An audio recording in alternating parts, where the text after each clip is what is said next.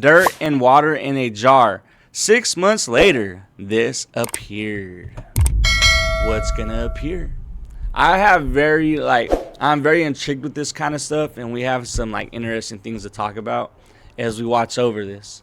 6 months ago, I put together this jar using nothing more than rocks, sand, and river water. I didn't add a single extra thing, but within just a few days, creatures I'd never seen before started to appear. Insects, worms, tiny crustaceans, even animals whose behavior made absolutely no sense to me. Then I sealed the jar. I left it on a shelf and completely forgot about it for more than 180 days. Today, alright, before the video starts, and I don't mean to pause so soon, when I watch this, I think about it like, how does like life form out of nasty things like this? Like the same with trash, right? Like you let trash sit so long in a bag somewhere, a bunch of like gnats come out of it, a bunch of flies, like, or even with like piss or poop. You know what I'm saying? Like nasty things form out of it. And I was saying earlier, like, I think this is how the human life might have possibly formed. Yes, I am a firm believer of God. I'm Catholic. I am religious to a certain extent, right?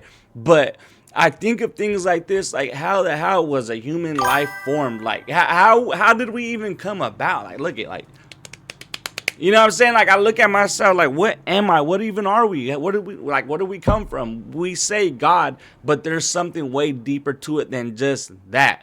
You know, like how these insects and weird bugs form out of just dirt and water.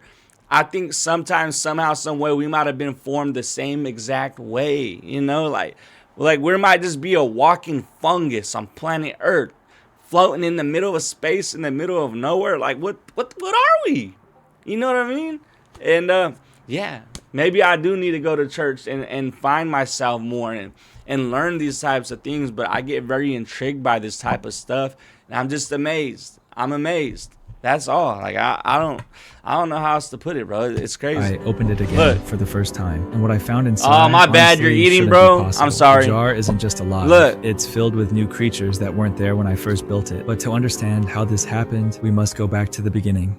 I started at a river just outside my city. Flowing water carries nutrients, which helps algae and aquatic plants grow. He might have picked up some bugs. I looked for a shallow spot with just enough current to make sure the ecosystem would stay active. I took out a jar and began filling it with river sand. I tried to collect sand and gravel with different textures, along with a few algae-covered stones. I also grabbed some loose algae, which would serve as food and produce oxygen for whatever ended up living inside the jar. I filled the bottle with river water. You said the bugs in the river are so small. Exactly. Fact. So there might have been a slight possibility when he was doing that, he picked up like little baby eggs of whatever the hell that landed in there, or he might have picked up the bugs or insects or river creatures that were so small that ended up developing and getting bigger over time. But then again, like I said, like, you guys ever throw something away in the trash and like these bugs, these gnats start to fly around, or you let trash sit somewhere for so long, like life starts to form out of it?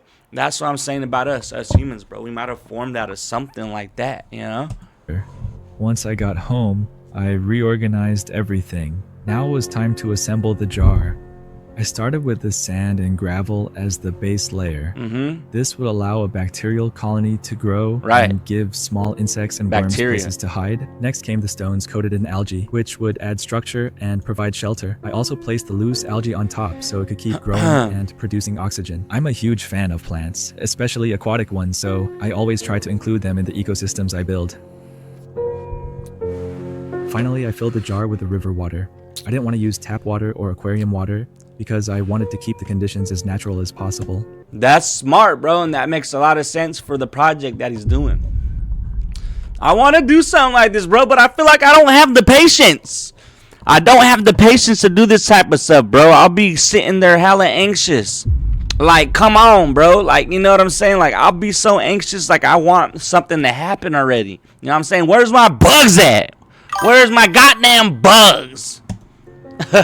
Sit there and forget about it. Facts. I already see tiny creatures moving inside. The first one to catch my eye was a bladder snail, but let's not get ahead of ourselves. Let's wait a few hours for the water to clear so we can see everything in detail.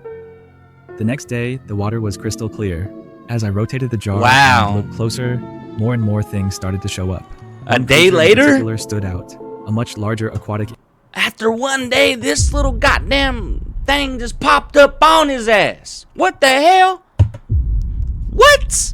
Like, what is this? It looks like a goddamn tick gonna jump up on you and suck the blood out you. Insect, a Dytiscus. This is a diving beetle. And A diving beetle. the largest animal in the jar. And it It's a very effective produces predator, out of bacteria? So it helps keep the population of smaller insects under control and might even attack newborn snails. Wow. To breathe underwater, they trap an air bubble Wow. under their wings. So interesting. Here's another species of diving beetle, but much smaller. So interesting. Another interesting insect in the jar is the back swimmer. As expected, one of the largest and most numerous Sucking animals on in the jar wall. were the bladder snails. Just a day later, they were already laying eggs, threatening Bro. to become a full-on infestation. But it wasn't just insects. Where are you coming There were from? crustaceans too, like scuds. Bro, that shit, it look like a shrimp, bro. I mess around and pull that out and eat it. I'm not gonna lie. You know what I'm saying? Let me eat this little bacteria goddamn thing real quick. I'm trolling at this moment. Let's get serious, bro. I feel like I'm sitting in school. I'm sitting in class. You know those boring videos that they used to play in school? Back then, they used to be low-key boring to me. Now that I'm older, I get very intrigued by this type of things. I find it cool. I'm gonna be honest with you, bro. Like, I might be getting old.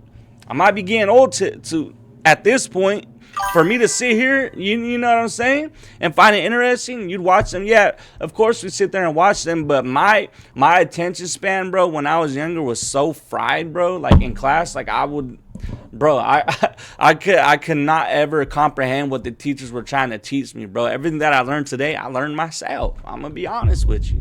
You know what I'm saying? Like in school, like I just had so much trouble just trying to pay attention to what the teachers was talking about.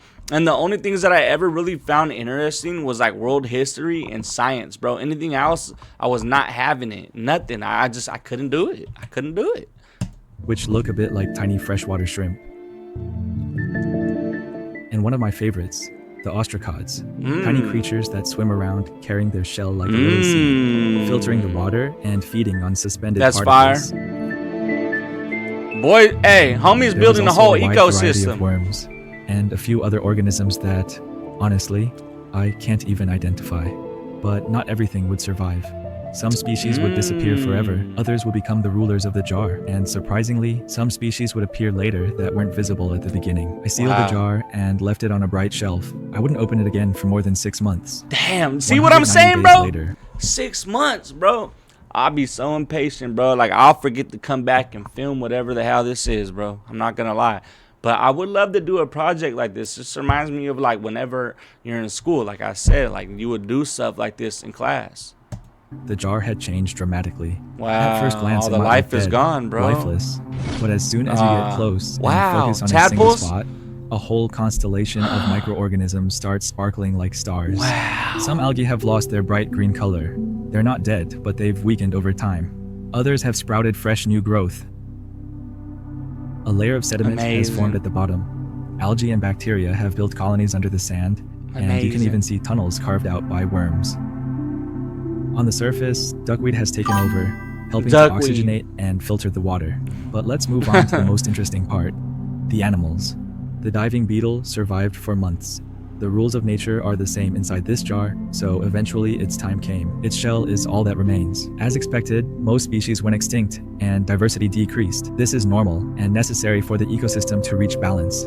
The species that has clearly become the king of the jar is the scuds. They're everywhere. Those are fire right there. I like those. And it makes those sense. are fire. They're extremely hardy crustaceans with a fast reproductive cycle. They even self-regulate. If food becomes scarce, they resort to cannibalism. Some have died, but even dead, they contribute to the ecosystem. They eat their own kind. Release calcium as they decompose. They seem to have figured out how to balance themselves. Where they once laid dozens of eggs at a time, now they rarely lay more than 10. It's fascinating to watch the snail embryos in time lapse.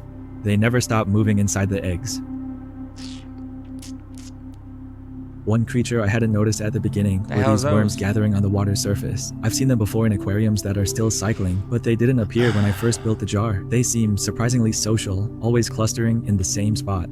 Going further down, we find ostracods again. Though this species is smaller than the ones I first saw, they have darker spots, while the original ones were more pinkish. If the clip of them attacking the snail goes here, these ostracods stay close to the bottom. I also managed to record a few copepods. Another Brain-eating creature I hadn't larva. I'm seen during the initial saying, setup. I'm I guess saying, with so many bruh. larger insects around, I probably overlooked the tiny ones. They're the smallest crustaceans I'm able to film. The two little sacs attached to their back are egg pouches, which they'll release once they're ready to hatch. Wow, The they last creature get I pregnant. filmed was shocking. A flatworm, like the ones That's you find cool. in aquariums. But this one was the biggest I've ever seen. Aquarium flatworms are usually tiny. This one was over a centimeter long and surprisingly wide, That's and it moves awesome. incredibly fast across the glass. In shrimp tanks, they can be considered pests, but here they play a positive role by regulating the It's a population whole of ecosystem in microinvertebrates there. and snails. We locked in. To be You honest, got me on the when I first TV. built this Shout jar, out I to wasn't you, entirely man. sure it would I succeed. appreciate I've you. seen it many times in videos, but whenever I Homie tried got it me on myself, his it never TV. worked. And yet, more than half a year later, it's still alive. It has turned into a Man, that's so self-sustaining cool. ecosystem, one that regulates itself in perfect balance. If you enjoyed the video, leave a like and subscribe so you don't miss the next ones. I got and you, if this bud. jar fascinates you, you'll love this other video where I create another river ecosystem filled. I'm saying, bro, it's a whole ecosystem in there. Buddy got a whole ecosystem, bro. Like, you know what I'm saying? Like, these guys are smart, bro. Like that. This is more than likely his job. He gets to sit home. He does what he loves to do, and all he's doing is building ecosystems from the river. Like what I'm saying is, like, he's seeing that 4.4 M's on this video. You know what I'm saying? Once you start getting that far when you're doing YouTube, you start getting these brands reaching out to you, sponsors. You're getting paid for these views, bro. He's making racks. He's making racks off of this, bro. Ain't no damn doubt about it. I got respect for this, bro. Instead of going to work in a crap job, find something you love to do. I literally just made a video on this. Find something you love to do. Make it interesting in a way you could film it, monetize on it, and you're good. You know what I mean? Post everything. Post it on TikTok, Twitter, Snapchat, Instagram, YouTube. You know what I mean? Like, this is the method right here. Buddy's got the method, and I got none but respect for it. Find what you love to do. You know what I'm saying? Find an interesting way to film it and monetize off of it. That's the method. That's all I got to say, bro. We got to lock in and figure out ourselves and how we going to do this. We got to do this, Sosa. Anyways, W video. Shout out to Habitat Forge. Original video will be tagged down below in the description. We out, y'all.